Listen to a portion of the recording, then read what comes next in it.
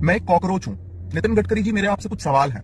एक four wheeler को आप एक लग्जरी आइटम मानते हो, इसलिए आप उस पर 28% जीएसटी लेते हो। आप उसको एक लग्जरी आइटम मानते हो, इसलिए आप उस पर 15% कंपनसेशन सेस से लेकर 22% कंपनसेशन सेस लेते हो। उसके बाद आप हमसे 8 से 10% रोड टैक्स लेते हो। उसके बाद जब हमारी गाड़ी सड़क पर आती है, तब आप हमसे टोल टैक्स लेते हो। नितिन गडकरी जी, मैं ऑल्टो चलाता हूं, 6 लाख रुपए की गाड़ी है ऑल्टो, और फॉर्च्यूनर 60 लाख रुपए की गाड़ी है। एक टोल पर फॉर्च्यूनर वाला आदमी और एक ऑल्टो चलाने वाला आदमी बराबर टोल देता है। ये कहां का सोशल जस्टिस है? इसको आप कैसे जस्टिफाई करोगे? 6 लाख की गाड़ी और 60 लाख की गाड़ी में फर्क नहीं है क्या? चलो, ये तो समझ में आ गया, एक बार के लिए मान लेते हैं ये सब जस्टिफाइड है।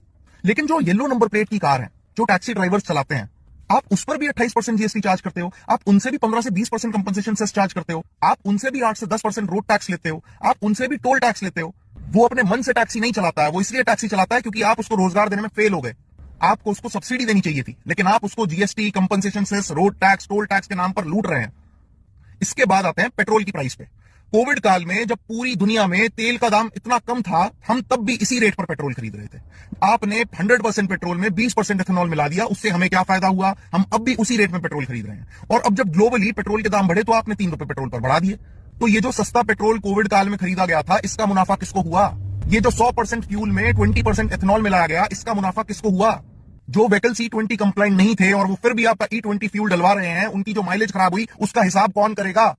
इसके बाद आते हैं तीसरे सवाल पर। जब आपको पता है पेट्रोल एक ऐसी एसेंशियल नीड है भारतवासियों की, तो आपको क्या जरूरत है उस पर सेंट्रल एक्साइज लेने की? आपको क्या जरूरत है उस पर स्टेट वैट लेने की?